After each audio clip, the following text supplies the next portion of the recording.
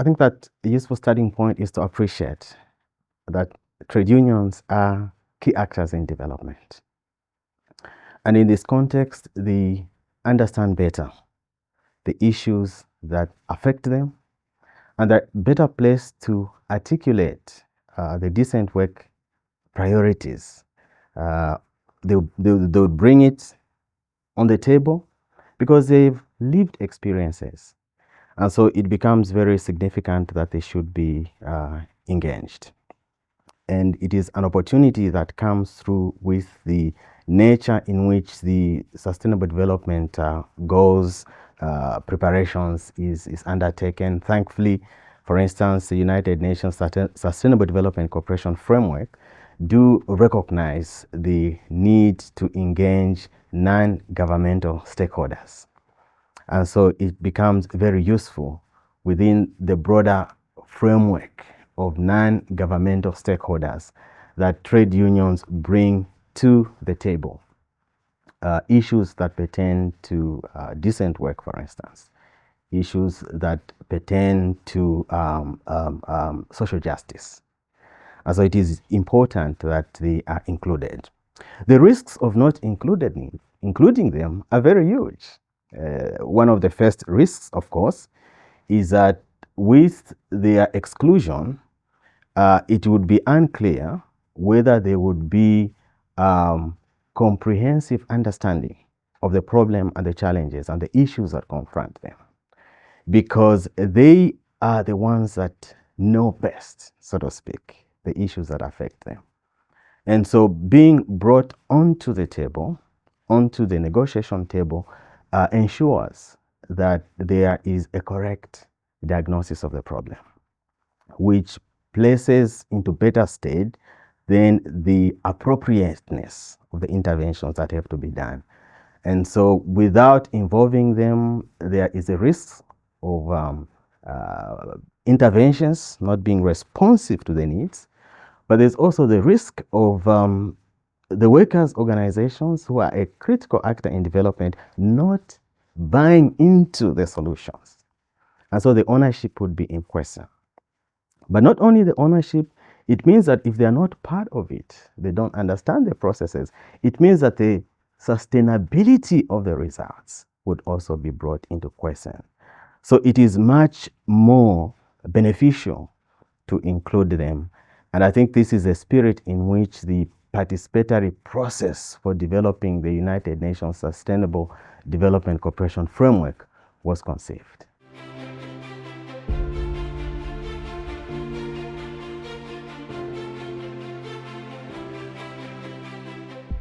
We understood from the report and the publication that trade unions that developed policy position papers, evidence-based policy position papers, were in better state to be understood and to be engaged actively. So the first strategy was the development of policy position papers that are evidence-based. And for those unions that were doing that, we saw that they were well received and appreciated. I can cite the case of the Philippines, for instance, where a number of workers' organizations came together and developed a position paper, evidence-based position paper, which helped inputs into the process, which helped create space for them to articulate their issues and to be well received. So that was the first strategy that we have seen working. We've also seen, secondly, the direct or strategic engagement with resident coordinators. And for the workers' organizations that have proactively sought to engage the resident coordinator, who is like the representative of the Secretary General of the United Nations at the country level, trade unions that have engaged or reached out proactively have also found space easier to fit in terms of being welcome to the table or the process of developing interventions or UN programming and processes at the country level.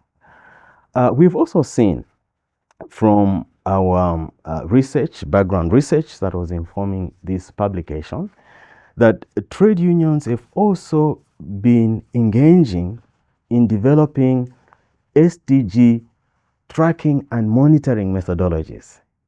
And that has stood them in better stead to be effective in terms of their influence or impact in terms of the processes. And the International Trade Union Confederation, particularly the Trade Union Development Cooperation Network, has been working to support and mobilize the trade unions to ensure that they are part of the monitoring processes. And this has been very effective. We've also seen that another strategy that has been very effective is in terms of building coalitions. Firstly, within the trade unions themselves, in terms of ensuring that they speak with one voice, that they present a unified front. And we've seen this work so effectively, not only in the Philippines, but we've also seen this work in Senegal, for instance, where trade unions came together to present a unified front. And that really is anchored on the enduring tenets of what trade unionism is all about. It is founded on unity. It is founded on solidarity. It is founded on cooperation. And these enduring tenets of trade unions have been replicated as a strategy in terms of unifying the voice of the trade unions. But the trade union have not only sought as a strategy to unify their voice, but they've also reached out to build alliances with civil society organizations. And this has also been a very effective strategy, for instance, that has been used in Asia Pacific, where the trade union has led the development of a network with civil society organizations to present or enhance their voice on the table. And this we have seen working very well. We've also seen the strategy where trade unions have had to harness the input of research institutes, labor research institutes, for instance, and academics that are labor friendly, so to speak. We've seen this work very well in Zimbabwe, for instance, where there's a research institute, a labor research institute that is called the Labor and Economic Development Research Institute of Zimbabwe, LEDRIS in short, that has helped consolidate with evidence the decent work priorities for the trade unions in that country. And that has helped them articulate with evidence and with conviction the issues that they want to be brought on the table, and it has helped them actually succeed or at least be better understood. And so those are some of the strategies that we have seen working that we think stand in better state to be replicated elsewhere. And we think that, you know, that's part of the usefulness and the benefit that we have gained from this publication and the knowledge that we think needs to be upscaled.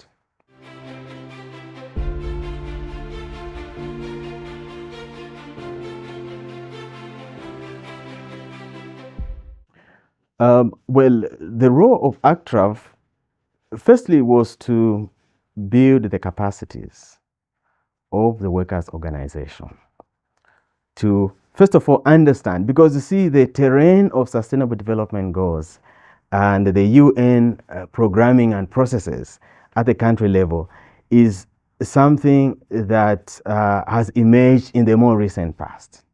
So as the Bureau for Workers' Activities, we had to build the understanding and appreciation of the need for the trade unions to be engaged in the process.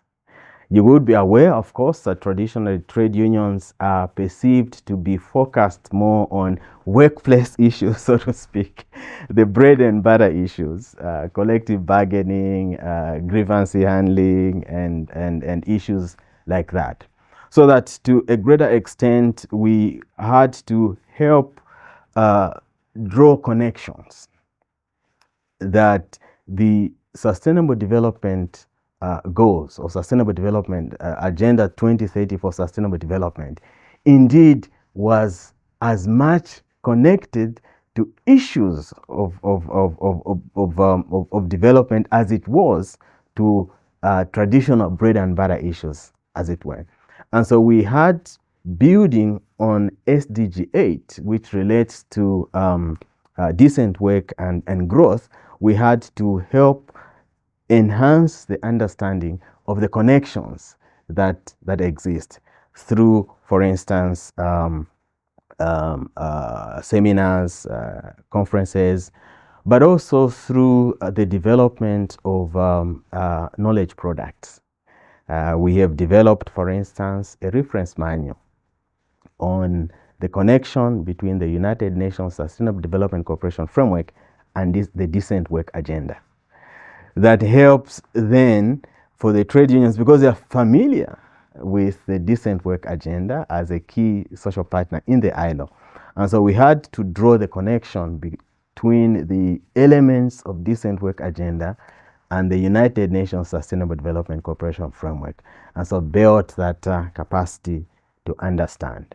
But we've also supported the trade unions in terms of enhancing the networks, because we saw the value of trade unions working together. So we had to help support building of those networks.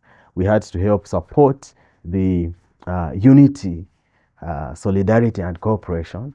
And also in we've also had to support in some instances the development and articulation of policy position papers. And we've been doing this, but we've also facilitated in some jurisdictions the engagement with the United Nations resident coordinator. You would appreciate that, of course, the UN landscape is broad. Not everybody appreciates social dialogue as we understand it in the ILO, the value of tripartism and social dialogue. And so we've also had to play a role in trying to sensitize other UN agencies, particularly the resident coordinators, to be able to appreciate the tripartite nature and structure of the ILO, and they need to then engage the workers' organizations in their own right as representatives of workers, and not just being clustered together as civil society per se. It's also been a learning process for us. And we believe that we have drawn some learnings from this experience and from this publication. The emerging good practices will help us see how best we can upscale, but also where we think we need to concentrate our resources and our endeavors. We are yet, for instance, to come to a point where we can ensure that the content dimension across the different trade union jurisdictions is deep enough, and that there can be cross-fertilization of ideas. For instance, we've just started in the area of South-South cooperation, which we want to also ensure that even in the context of the United Nations programming, we can bring the trade unions to exchange knowledge and ideas, using the South-South cooperation model. And that is one area that we are working in, where trade unions themselves can exchange the learning. And this publication is going to facilitate that.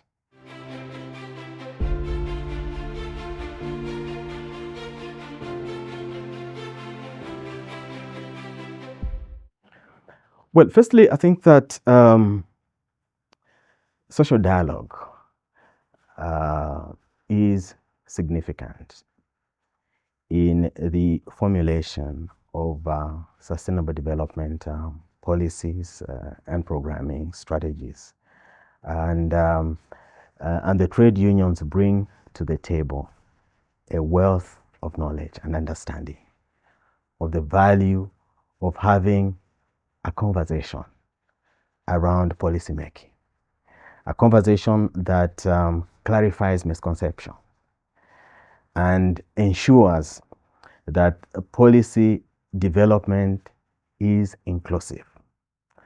And with inclusive approaches to policymaking, it gives us a basis for hope and for optimism that the impacts will be meaningful, that the results will be sustained, and the development process will be truly owned by all our stakeholders. And so through this process, we have come to an appreciation of what could work better, even as we move towards, for instance, a conversation around the post-2030 development agenda. A conversation that can enable coherence, policy coherence, from different sectors and from different actors. And so we think that social dialogue helps to tie all these different facets together and can facilitate a more integrated approach and coherent approach to policy making. Because you can have the perspective and the priorities of government on one hand, you can have the priorities and the perspectives of businesses and industry on the other, but you also bring in the value of the lived experiences and perspectives of the workers. And this is our conviction that tripartism and social dialogue is one such mechanism or institutional imperative that can stand policymaking, particularly going beyond the 2030, can stand policymaking in better state to respond to the felt needs of society and to succeed. And so we are convinced in, we are united in our conviction, rather, that the post-2030 conversation needs to build on the value of social dialogue. It needs to be inclusive if it is going to ensure that there's policy coherence that provides for a useful starting point to succeed. That is how I would characterize it. Thank you.